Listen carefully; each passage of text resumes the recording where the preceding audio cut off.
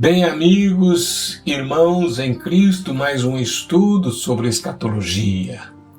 E hoje nós vamos estudar sobre as bodas do Cordeiro. Por esta razão é que eu coloquei essa foto que indica uma mesa de festa, de celebração, de uma festa de casamento. Mas isso é uma coisa puramente humana, mas é só para lembrar e termos uma perspectiva daquilo que nós vamos falar. Nós vamos falar então sobre as bodas do Cordeiro. E para isso eu tomo Apocalipse capítulo 19, versículo 7, que é um versículo, um texto-chave, embora nós tenhamos outros. Mas o texto nos diz: alegremo-nos, exultemos e demos-lhe a glória, porque são chegadas as bodas do Cordeiro, cuja esposa a si mesma já se ataviou. Põe esse texto no seu coração e nós começamos com essa introdução que eu quero levar você a imaginar essa cena. Veja se você consegue pensar nisso. Vamos fazer um exercício com a nossa imaginação. Imagine os salvos chegados de todas as partes da terra e de todos os tempos saudar-se-ão alegremente. Conheceremos os santos e reencontraremos aqueles que dentre nós foram antes estar com Jesus. Findou a batalha na terra. Será que você pode imaginar isto? Estas coisas vão acontecer para nós, para aqueles que já partiram antes de nós, que morreram salvos em Cristo, E para nós, se estivermos vivos no arrebatamento, então estas coisas acontecerão no arrebatamento. Então imagine esta cena. Nós seremos transformados e aqueles que morreram em Cristo, nós não precederemos a eles. Antes, pelo contrário, eles serão ressuscitados e nós seremos transformados e vamos nos encontrar com o Senhor. Agora imagine que de todas as partes da terra, agora tem um cortejo e é Jesus que está na frente. Imagina quando nós chegarmos lá, nós vamos conhecer os santos e reencontrarmos aqueles que dentre nós foram antes estar com Jesus. Imagine você chegar lá e conhecer Paulo. Imagina, conhecer Pedro, Tiago, João. Imagina você conhecer pessoas, personagens bíblicos que sempre te chamaram a atenção. Vão estar lá. Aleluias! Irmãos, dá para imaginar? Será que dá para a gente fazer aqui um exercício? Eu não quero colocar esses personagens na frente de Jesus, não. Eu vou já tratar desse assunto, porque isso para mim é algo simplesmente tremendo. Imagine, chegou o dia triunfal em que os salvos serão elevados e os ímpios castigados. Queridos, nós temos visto nesta terra como a injustiça impera. Nós temos visto que o mal tem triunfado. Os ímpios parecem que eles cometem tantas injustiças e tantos atos até mesmo criminosos, pecaminosos contra Deus, e só parece, que eles estão sempre numa situação de conforto. Mas, irmãos, nesse dia, que eu chamo aqui de dia triunfal, esse dia os salvos serão elevados e os ímpios castigados. Os salvos estarão livres de todas as lutas, angústias, pecado, mal. Imagine, você não terá dor mais. Você não vai derramar nenhuma lágrima de tristeza. Você já não mais enfrentará nenhum tipo de luta, de adversidade.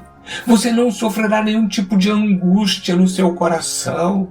O pecado não vai mais te assediar, te puxando para baixo, para tentar levar você a cometer um pecado contra Deus. Não.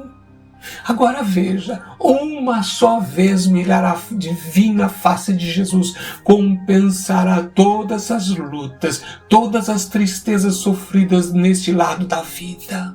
Portanto, tudo aquilo que nós temos enfrentado, quantas lágrimas você tem derramado, quantas dores você tem passado, quantas angústias você tem sofrido, mas veja uma única mirada, um olhar na face de Jesus, e falando de um modo muito humano, poder chegar e abraçá-lo e se colocar aos seus pés, em gratidão por ele ter ido àquela cruz por cada um de nós.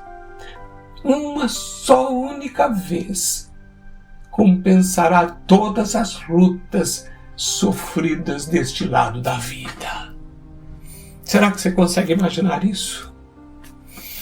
Como não será a nossa recepção no céu? Imagine então isso. Eu estou tentando levar você a usar a sua mente para imaginar estas coisas. Imagine Deus e os santos anjos recepcionando o cortejo que acaba de chegar da terra, composto por milhões, quem sabe bilhões de pessoas resgatadas pelo sangue do Cordeiro, tendo à frente o Senhor Jesus que os salvou. Imagine que quando acontece o arrebatamento, então aqueles que morreram, salvos em Cristo, estes ressuscitarão. E nós imediatamente seremos transformados. A velocidade disso, a Bíblia nos informa que é no abrir e fechar de olhos. Então, todos vamos nos encontrar com Jesus nas nuvens. E de lá o Senhor segue com esse cortejo, composto por cada um de nós, composto pela sua igreja, sobe em direção ao céu. Aleluias! Quantas exclamações de aleluias e expressões de louvor ecoarão dentre essa multidão de fiéis. Imagina você estar subindo e está ouvindo do seu lado, direito, esquerdo, na frente, atrás, e você mesmo, dando aleluia, glória a Deus, glória a Deus. Findou a batalha na terra. Minha mente é muito pequena para antever esse momento de glória. Mas posso usar a minha imaginação e afirmar: será estupendo, será maravilhoso, será incomparável. Será que você pode aí do outro lado dizer amém? Aleluias, glória a Deus. Bem, irmãos, nós temos claros indícios de que as bodas do Cordeiro acontecerá após o tribunal de Cristo, isto é, o julgamento da igreja. Quando eu digo claros indícios, eu vou mostrar logo aí na frente, exatamente quando eu faço uma pergunta, quando acontecerá ou quando ocorrerá. Bom, esta festa será uma festa nunca vista. Nem eu nem você, por mais que já temos participado de uma festa aqui na Terra em que você pode dizer que foi uma festa bonita, linda. Me lembro de uma festa pequena, que nós realizamos no casamento da minha filha.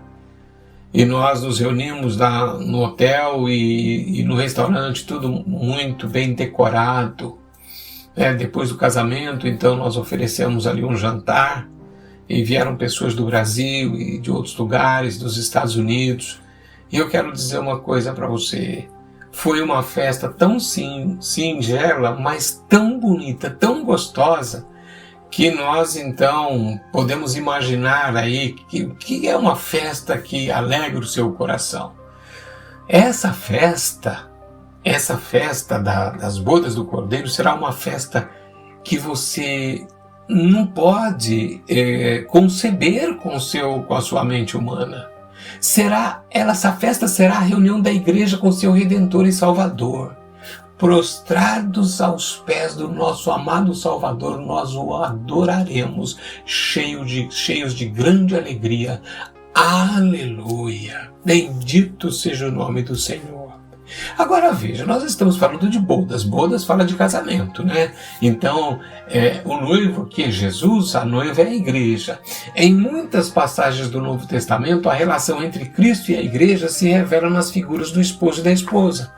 Eu separei aqui 2 passagens, mas eu tenho outras que vou estimular você a ler depois.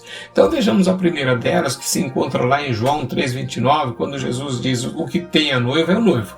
O amigo do noivo que está presente e o ouve se regozija por causa da voz do noivo, pois esta alegria já se cumpriu em mim. Quando nós vemos aqui, nós estamos vendo exatamente aqui uma festa de casamento. Tem aí o noivo, tem a noiva, né? Então, quando nós vemos tudo isso, essa é uma relação das bodas do Cordeiro. Isso é uma relação de Cristo com a igreja. Essas bodas que vão acontecer em breve. Mas vamos dar outro texto aqui para você. Está lá em 2 Coríntios capítulo 11, versículo 2, porque Paulo, que tem um zelo tremendo pela igreja, ele vai expor tudo aquilo que ele tem no coração com relação à igreja. Então ele diz, porque zelo por vós com o zelo de Deus, visto que vos tenho preparado para vos apresentar como virgem pura a um só esposo, que é Cristo. Então ele já está aqui declarando que ele quer preparar a igreja. Como é que ele prepara a igreja, né? Ele prepara a igreja com a palavra, ele dá a palavra, ele ensina, ele está aí sempre doutrinando a igreja, porque aquilo que ele recebeu do Senhor, ele também entrega para a igreja, para que a igreja, por meio da palavra, seja limpa. Isso está lá em Efésios, também no capítulo 5, né? Que a pessoa é limpa pela lavagem da água pela palavra, da lavagem da água pela palavra. Então observe uma coisa aqui, ele está dizendo que ele vai apresentar a igreja como uma virgem pura. Olha a relação aí, né, de uma noiva. Há um só esposo, que é Cristo. Então as bodas têm tudo a ver com estes textos, mas há outras passagens, como Efésios capítulo 5, versículos 25 a 33, que tratam exatamente das relações entre marido e mulher, mas Paulo vai falar, se não me engano, lá no versículo 32, ele diz, grande é este mistério, se referindo ao esposo e à esposa, mas eu, na verdade, tenho em mente, né, Cristo e a igreja. Olha só o que ele está dizendo, eu estou falando nas minhas palavras. Ele diz que era um mistério, mas ele, na verdade, ele estava pensando na relação de Cristo e a igreja. Você pode ver depois isto, pode ler também lá em Apocalipse, no capítulo 21, a partir do verso 1 até 22, versículo 7. E eu estimulo vocês a lerem estas passagens. Bem, agora, as pessoas perguntam, quando acontecerá? Como eu disse lá atrás, vai acontecer depois do julgamento, né, do tribunal de Cristo. Mas antes de responder, então eu tomo o mesmo versículo que eu iniciei, que é o versículo de Apocalipse 19, 7, que diz, alegremo-nos, exultemos e demos-lhe a glória, porque são chegadas as bodas do Cordeiro, cuja esposa a si mesma já se ataviou. Então eu quero que você ponha os olhos e observe a declaração, são chegadas. Esta pequena frase demonstra um ato consumado, é aquilo ali. E depois, logo a seguir, a frase, cuja esposa a si mesma já se ataviou, ou seja, a esposa já se aprontou. E isto indica que a igreja prevê esta união. O que eu quero dizer com isso? A igreja prevê esta união. Para você entender melhor, nós nunca vimos, em nenhum período da história, uma situação em que há um sentimento no coração da igreja de que Jesus está às portas. Eu tenho visto muita gente comentar isso no Brasil. Antes não ouvia falar muito não. Eu pensava que eu era uma voz que falava sobre o assunto, aqui e ali uma voz um pouco solitária, mas não, hoje tem muita gente falando que Jesus está voltando. Nos Estados Unidos eu tenho visto em vários lugares aí pessoas falando da volta de Jesus, porque é impossível que nós olhemos tudo à nossa volta e nós, sem um discernimento, deixamos as coisas passarem. Não, é que o Senhor tem ministrado ao nosso coração, tem aberto os nossos olhos, tem aberto os nossos ouvidos, e quando nós olhamos para tudo que está em nossa volta, nós só podemos dizer que Jesus está às portas, que Jesus está chegando. Agora, uma vez que isso está muito presente, o próprio Espírito de Deus tem incomodado a igreja para que a igreja se atavie. O que significa aí esse atavio? Quer dizer, são as vestimentas da igreja. Mas isso é uma forma figurada. Eu não estou falando de calça comprida, nem tampouco de vestido, não estou falando de roupa de homem, nada disso. Eu estou dizendo aqui de linguagem figurada, porque esse atavio, na verdade, ele tem muito a ver, ou ele só tem a ver com os atos de justiça, ele só tem a ver com as obras que nós fazemos, ele tem a ver com a nossa vida ser luz aqui na terra, ele tem a ver com a nossa vida ser sal aqui na terra. Então, quando nós nos ataviamos, ele tem também a ver com santificação, e quando nós nos ataviamos, nós permitimos que o mundo veja em nós a luz de Cristo, a pessoa de Jesus, e que nós possamos provocar sede nestas vidas. E também nós somos diferentes do mundo. E aí entra, meus irmãos queridos, a santificação, que nós buscamos cada dia. Isto é uma forma de nós nos ataviarmos. E a igreja que prevê esta união, a igreja antes do arrebatamento, eu creio sim que está buscando ter vida com Deus. Embora hoje eu veja o mundo entrando dentro da igreja, mas eu creio que tem sim aqueles que são do Senhor, que são fiéis ao Senhor. Esses aí querem cada dia mais ter uma relação de maior intimidade com Jesus. Então, observe que eu fiz a pergunta para falar outro texto, que é o versículo seguinte: quando acontecerá? Vamos ver aqui o outro texto. Para responder esta pergunta, eu vou ao verso 8 do mesmo capítulo. Pois lhe foi dado vestir-se de linho finíssimo, resplandecente e puro, porque o linho finíssimo são os atos de justiça dos santos. Bem, em primeiro lugar, a quem foi dado? À igreja. A igreja foi dado de vestir-se de linho finíssimo. E ele explica que esse linho finíssimo é resplandecente, ele é puro. Agora, ele vai explicar também o que significa esse linho finíssimo. Ele vai dizer que esse linho finíssimo são os atos de justiça dos santos. Agora, de acordo com a última frase, os atos de justiça dos santos, o entendimento é que as bodas acontecerá após o tribunal de Cristo, uma vez que a esposa aparece vestida de linho finíssimo, que são os atos de justiça dos santos. E aqui eu abro um parêntese. Irmãos, quando nós recebemos a Jesus, observe que algumas coisas acontecem, né? Então, em primeiro lugar, o Senhor, nós passamos pelo novo nascimento, e nesse processo imediato que acontece da salvação, ele nos faz justos diante de Deus. Então, quando Deus olha para nós, em Cristo ele nos vê justos, porque Jesus foi àquela cruz por cada um de nós. Agora observe que atos de justiça não se refere a isto. Atos de justiça se refere a obras dos santos. É isso, atos, obras dos santos. É isso que ele está dizendo aqui. Então esses atos só podem ser aceitos no bema de Cristo. O que é bema? Bema é uma palavra grega que significa pódio. As pessoas sobem no pódio para receber o prêmio. Então observe que no julgamento, nós então não vamos ser julgados para a salvação. Não, isso já aconteceu na cruz do Calvário, né? Mas nós vamos ser julgados pelos atos, pelas obras que fazemos aqui neste mundo. Então, de posse aí desse linho finíssimo, dessas vestes, né, de linho finíssimo, então nós nos vestimos, e nós nos vestimos quando? Depois que nós passarmos pelo tribunal de Cristo.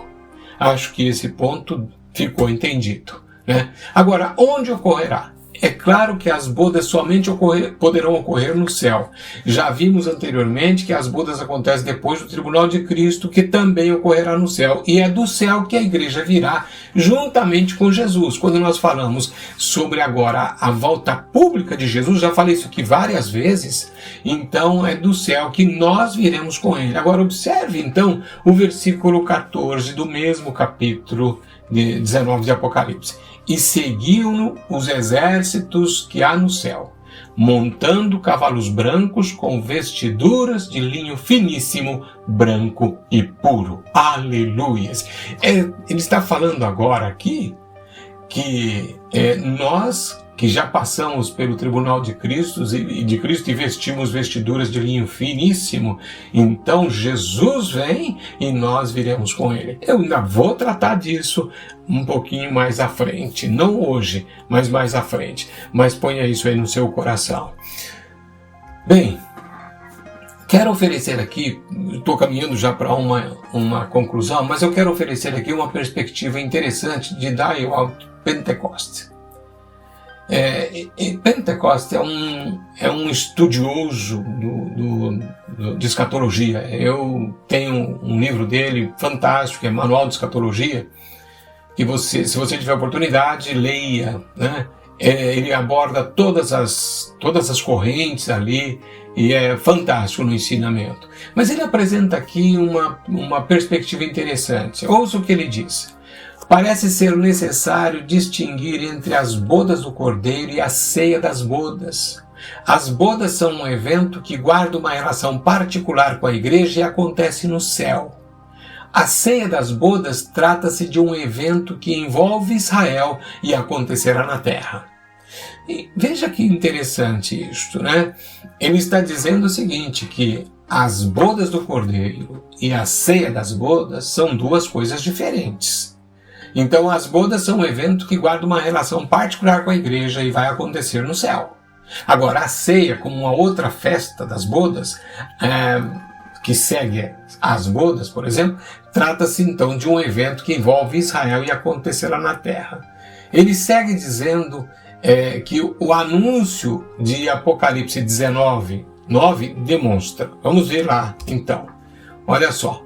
Então me falou o anjo, escreve, bem-aventurados aqueles que são chamados à ceia das bodas do Cordeiro, e acrescentou, são estas as verdadeiras palavras de Deus. Ele continua dizendo, a ceia nupcial chega a ser um quadro parabólico da era milenar, a qual Israel será convidado durante o período da tribulação, convite este que muitos recusarão e, portanto, serão deixados de fora. No entanto, muitos aceitarão e serão recebidos nela. Devido à rejeição, o convite também será feito aos gentios, de modo que muitos deles serão incluídos. Bem, eu vou resumir isso aqui para você. Eu até traduzi isso de um livro digital espanhol que tenho no meu programa de estudo bíblico. Mas o que ele está querendo dizer aqui é o seguinte, é que a ceia nupcial é um acontecimento que só vai se dar quando o Senhor voltar de forma pública, pessoal, né? Porque, volto a dizer, Jesus não vem duas vezes à Terra. Aqui a volta de Jesus é dividida em duas fases, mas não duas vezes. Ele vem uma única vez. Mas na primeira fase, então, ele não vem à Terra. E não vem de modo público nem pessoal. Ele vem para a igreja. Agora, quando todas as coisas acontecerem lá durante este período que nós estaremos no céu com o Salvador, que vai ser o bema de Cristo, vai ser as bodas do Cordeiro, então aí estará findando o período da tribulação aqui de 7 anos aqui na Terra, né? Nesse tempo, então, nós já vimos que vai ter salvação, porque basta você abrir a sua Bíblia em Apocalipse capítulo 7, você vai ver muitas pessoas ali que serão salvos. Nós temos salvação dos judeus também, vão se levantar 144 mil que pregarão o Evangelho, enfim, o Pentecoste aqui, ele entende que, por exemplo, ele faz uma ligação de alguns textos aqui, como de Mateus capítulo 25, que fala das virgens, e também daquela parábola no capítulo 22, que afirma sobre que um homem mandou convidar muitos para as núpcias de seu filho. Depois abra sua Bíblia e leia lá sobre este convite para as bodas. Então ele diz o seguinte, que muitos dessa época vão recusar, e aqueles que recusaram, ou que recusarão, eles serão deixados fora. Agora, muitos serão recebidos, e devido à rejeição, o convite também será feito aos gentios, de modo que muitos deles serão incluídos. Então, esta ceia se dará também, como ele coloca aqui, que me parece um evento aí que tem a ver aí com um quadro parabólico da era milenar, né? Então, isso é interessante. Eu deixo para você pensar a respeito, porque já estou partindo para uma conclusão. Hoje eu diminui o número de quadros, mas falei muito, né? Mas o que eu quero aqui terminar é dizendo o seguinte: várias posições com relação ao tema são encontradas. As bodas do Cordeiro será uma festa sem igual, e com certeza ela é destinada para a igreja. Termino sempre procurando levar todos a uma reflexão. Independente de qualquer coisa, o fato mais importante é responder a essa pergunta: você estará lá? Você estará lá, meu irmão, minha irmã? Que esta seja uma pergunta que você não responda, mas que você faça a outros, né?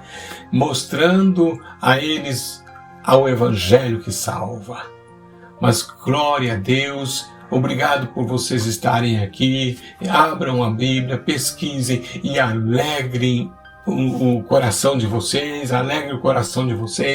porque este dia será o dia sem igual. Glória a Deus. Que Deus abençoe cada um em nome de Jesus. Amém.